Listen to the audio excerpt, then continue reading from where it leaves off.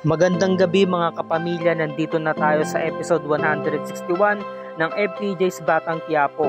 Umiiyak itong si Roda, no? Talagang kinuwento niya yung mga pangyayari na nanakawan na naman siya ng pangalawang beses, nilooban na naman siya.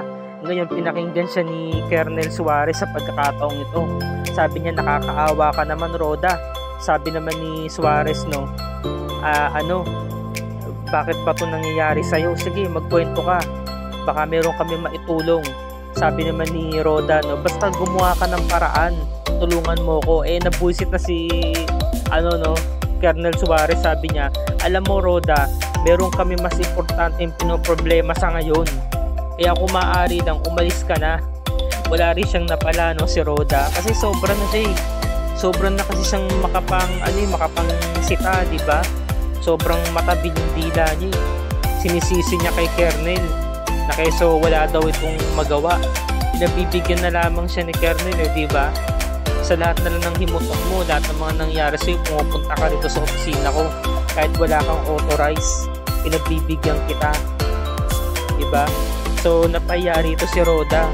Hindi naman sa lahat ng pagkakataon VIP siya, di ba? So sabi ni Kapitan, saan ka na ngayon? Roda? Wala na po kasi ako matutuluyan. So sinermonan siya ni Kapitan. Sabi, wag na daw kasing matabilang dila. Masyado kasing masasakit ang mga sinasabi, kaya yun, napapala niya. Nagpasalamat naman si Roda dahil pinatuloy siya ni Kapitan sa opisina sa may barangay hall. At bukas na bukas kinakailangan na rin niya maghanap pa ng matitirahan. Kasi hindi na raw siya pwedeng i-allowed na tumira pa sa barangay hall dahil nga mabunga nga siya masyado. Samantalang itong sina Supremo, binigyan na ni Yoli ng kumot sa kaunan. Sabi, pagpasensyaan nyo na, ito lang yung may bibigay ko Wala yung Yoli, maraming salamat sa'yo. Ayan, no. So siya, niloloko-loko siya, no. Sabi na nga ba baby loves tinatago mo talaga to sabi ni Lucio, no. Naku, ikaw Lucio, pasimula ka na naman sabi. So yun nga, pinagpaplanuhan nga ng grupo nila na maging maingat na nga sila sa pagkakataong ito. Kasi binigyan na nga naman sila ng pangalawang pagkakataon para mabuhay. Kaya kinakailangan hindi na sila mahuli pa ni Augustus. Kasi pag nakita sila ni Augustus, baka hindi na nga sila makaligtas pa. Baka mamatay na nga sila ng tuluyan. Ang inaatupag nila sa ngayon, kailangan nilang gumawa ng hakbang ng panibagong plano para mailigtas nga nila si Amanda. Diba? Kinakailangan nilang mabawi si Amanda para ma-secure ang kaligtasan nito. Yan. So talagang naghanap sila ng plano ngayon. Samantala yung tawan ni Augustus lumapit sa kanya para humingi ng paumanhin tungkol nga sa mga palpak na nagawa nito. So sabi ni Augustus, at nagagawa mo pa talagang sabihin niya sa akin, ha? Kasi nga palpak diba? Palpak yung trabaho. So sabi nung tauhan niya, sir, baka maaaring gumawa tayo ng patibong. Sabihin natin, ipag-alam natin kay Supremo na nasa ospital si Ma'am Amanda.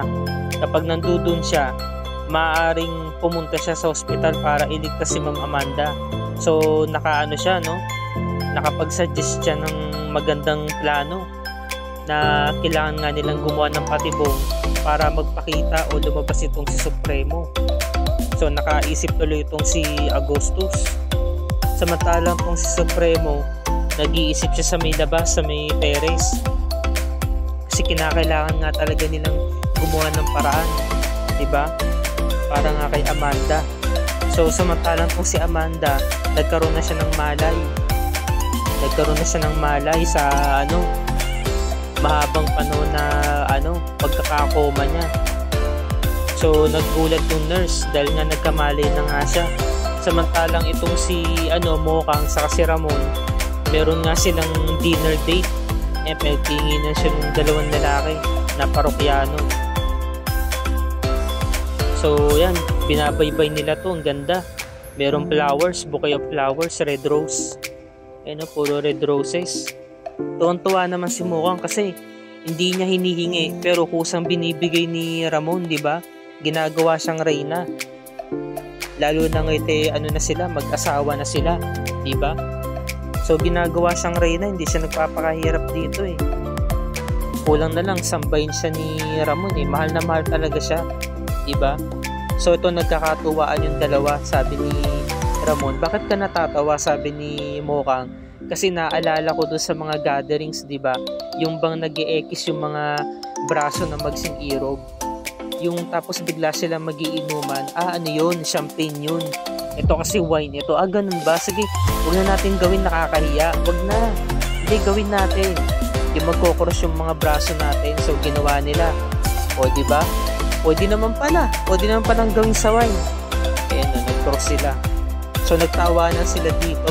Tapos humirit pa to si Ramon. Sabi niya, alam mo, merong kasamang kiss yan eh. So nag-kiss sila.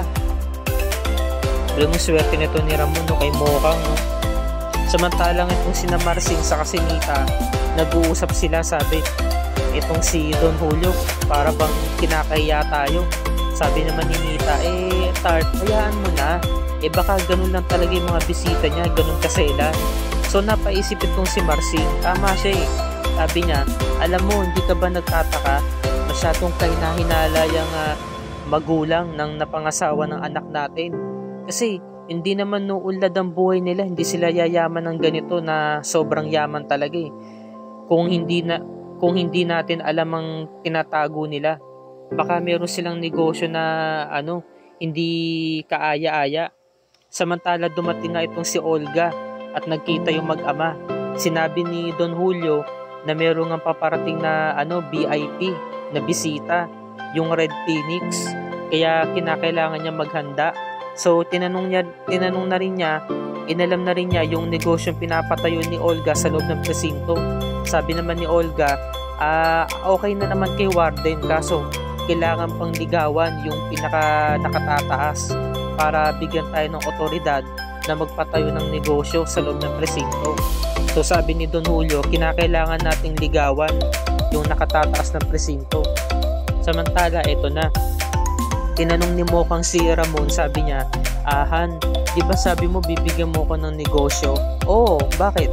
Bakit mo nga pala natanong? Kasi nahihiya ako eh. Di kaya sobra-sobra na to? Alam mo naman, sina tatay at nanay lang yung may alam sa pagninegosyo. Wala akong alam dyan eh. Baka kasi imbis na palago, palugi. Nandito naman ako. Asawa mo ko. Ako ang magiging mentor mo, i-guide kita. Ako ang bahala sa'yo, sa umpisa lang yan. Pero matututo at masasanay ka rin na humawak ng negosyo. Yun ang napag-usapan nila, no? Pero mo talagang binibigay lahat ni Ramon. Sabi niya, gusto kong maging abala ang mga magulang mo. Samantala, ito na yung tauhan ni Don Julio. Sinabi na, ayun nga, sinecure niya na handa na yung mga supply nila na bibilhin ng Red Phoenix. At maaaring ang 3 pa ang bilhin nila, 3 case. Dahil nga sa sobrang dami na supply nila. At dumating na nga yung VIP guest nila. Yung grupo ni na Angkong. Ito yung pinaka-leader eh. Yan, nagkamay sila. Tapos pinakilala ni Don Julio si Olga na isa sa mga anak niya. Nanay ng dati nilang katransaksyon na si Greg, 'di ba? So hindi nila alam, pinapanood sila ni Marsing, palihim silang sinusulyapan sa may balkonahe. Sinasaway siya ni Nita, sabi niya, Tart, ano ba yung ginagawa mo? Halika nga, ako'y kinakabahan sa ginagawa mo eh. Natatakot na ako, pumasok tayo sa loob. Ano ba? Tapos sinabi nito nung mga kasama ni Angkong, kinalulungkot ko ang ikinamatay ng anak mo. Kasi ito yung dati nilang katransaksyon eh, di ba? Si Greg. Tapos nun, sinasaway nga ni Nita si Marsing. Si Marsing kasi ang kulit. Di ba ayaw niya magpaawat, sabi niya, sinabihan lang naman tayo ni Don Julio na huwag tayo magpapakita, pero pwedeng sumilip. Sabi niya, sinisilip ko lang naman eh. Inaalam ko lang naman. Ito pala yung mga bisita ni Don Julio. Natukoy na nga nila. Sabi niya, mukhang mga big time talaga. Sobrang mayayaman tong mga ito, sabi niya. So sinasabay na nga siya ni Nita, baka nga mahuli sila. Tapos eto na, nagkausap na si Angkong saka si Don Julio. Sabi naman ni Don Julio, ano naman, okay naman kayo eh. Kaso, sa susunod, ingatan nyo na. Hindi na sana tayo pwede pa magka-problema. Sabi naman ni ni Roy, kaya nga ho kami nandito Don Julio kasi gusto namin bumawi. So binigay na yung 2 bag, sabi ni Uncle. Yung isang bag, yan yung bayad namin sa nakaraan. At ito namang isang bag, ito yung bayad namin sa pambili ngayon ng droga, sabi niya. So ito namang si Marsing, lumabas pa, lumapit, sumilip doon sa may bintana, sinasaway na siya ni Nita. Sabi niya, Tat, ano ba yung ginagawa mo? Pumasok na tayo sa loob. Tapos in-inspection na yung loob ng bag, ang daming pera. Kitang-kita ni na Nita sa ni Marsing. Ang daming pera ng 2 bag. Okay na yung payment. Okay na. Sabi ni Don Julio, very good. Magaling. So pinapasok na nga yung isang attache case na punong-puno ng droga. Ito na ang kapalit ng ibinayad ninyo sa gabing ito. Ayan, bubuksan na sana para i-inspection, para makita. Ngayon, sa pagsisilip na ng 2 mag-asawa, nahuli sila ni Olga. Nahuli sila ni Olga. Pinigilan ni Olga yung pagbubukas ng attache case. Sabi niya, saglit lang. Sabi ni Don Julio, ano yun? Bakit? May nakasilip, bumulong siya. So, nilabasan sila ni Olga kasama yung 2 bodyguards. Narinig din ng mga Red Phoenix na meron nakasilip, meron nakasaksi sa kanila. Ayan, sabi ni Nita, tara na Tad, pasok na tayo sa loob. So, hinarang sila ni Olga. Sabi ni Olga, anong ginagawa nyo dito? Nako, nahuli sila. Ano kaya ang ipapaliwanag dito ni Marsing sa kaninita? Samantala, balik na tayo dito sa may selda kung saan napagdesisyonan na nga ng grupo ni Natanggol na magbagong buhay na para pag nakalaya sila, mabigyan sila ng parol, makapagsimula na sila ng bagong buhay.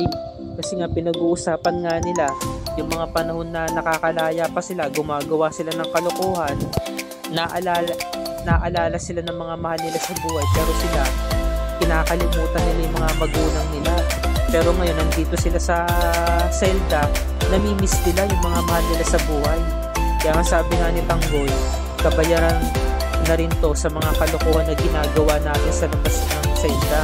Kaya nararapat lang na makulong tayo para pag-isihan natin yung mga kasalanan natin. Basta sa ngayon, ang kailangan natin gawin ngayon, magpakabuti. Umiwas tayo sa gulo dito sa loob. Sabi niya, Sabi naman nung kasama niya, mabuti na lamang talaga, meron nagbigay ng pagkain sa atin. Kaya mahalaga talaga yung pakikisama. Pwede mo kung naghintay pala tayo ng pagkain, walang darating. Sabi niya, sige basta magluto na lang tayo dito. Sabi, nagkakatuwaan sila basta sinabi nga ni Tanggol, kinakailangan nga nilang gawin magpakabuti sa loob ng selda. Para pag nakalaya sila, hindi na nila balikan yung mga masamang gawain nila. Diba? May aral Tama naman si Tanggol, tama siya sa mga sinasabi niya. Nagkakatuwaan. Atuwa to kumakanta. Tapos nun, punta na tayo dito kay Warden. Binigyan na nga niya ng task mula sa utos ni Chief Espinas, Sabi ni Chief Espinas daw, patayin itong si Congressman Sevilla. Ito yung inuutos niya sa grupo ni Bong, di ba? So sabi naman ni Celso, ni Mayor, sabi niya kinakailangan wag na kayong pumalpak sa pagkakataong ito. Sabi naman ng mga grupo ni Bong, grabe naman kayo. Warden, pumapalpak lang kami sa sa lagay na to anong mangyayari ang liit-liit na nagtingin nyo sa amin. Bubbles, sasama ka ba? Sabi ni Bubbles, meron kasi sa akin nakaatang nagawain dito kaya hindi muna ako sasama sa ngayon. Sabi naman ni Warden, talagang kailangan malinis kayong trumabaho para hindi kayo napupuna sa kapalpakan ninyo. Kailangan maayos ang trabaho ninyo. O ano pang hinihintay ninyo? Sipat na. Pinaalis na niya. Yan na. Tapos noon, nagpaalam itong si Tanggol kay Ben. Sabi niya, Ben, punta muna ako ng banyo. Sige. Yun, habang nagluluto yung mga kasama niya. Ngayon, nung umiihi siya sa loob ng banyo, nakita niya yung grupo ni Nabong. Nakapila. Dumaan sila sa likod sa may gate. Isa-isa silang lumalabas. Sabay-sabay sila na nakapila. nakita niya na meron pala talagang kakaibang ginagawa rito sa loob ng selda, di ba? Nakikita niya na unti-unti niya nang nalalaman Biruin mo, inmate yan mga inmates yan mga yan, pero nakakalabas ng selda. Kasi meron silang may pinapagawa sa nakatataas sa kanila. Diba? Nagulat siya So, dito na po nagtatapos ang review and recap para sa araw na to mga kapamilya. Bukas, episode 162, araw ng Huwebes, September 28, 2023. Ito yung mga ganap dahil magkakaroon ng kaguluhan. At mukhang mapapasama ang grupo ni Natanggol imbis na hinihiling nga nila na posisyon nila na maging mabuti na silang tao. Ang nangyari, yung gulo ang lumalapit sa kanila. Kaya may pagkakataon na may pinakita dito na parang meron siyang napatay. May napatay na inmate dito sa Tanggol. Naku po, mananagot sila nito. Mapaparusahan sila lalo nito. Baka mabartuli na sila. So, dito na po nagtatapos ang review and recap para sa gabi nito mga kapamilya. Kung bago ka pa lamang sa akin channel, please like this video at i-share mo ito sa iyong social media platforms. I-hit mo na rin ang subscribe button with notification bell icon para laging updated sa mga episodes ng FPJ's Batang Quiapo and other ABS-CBN shows tulad nito. Maraming salamat po sa inyong panonood and God bless us all.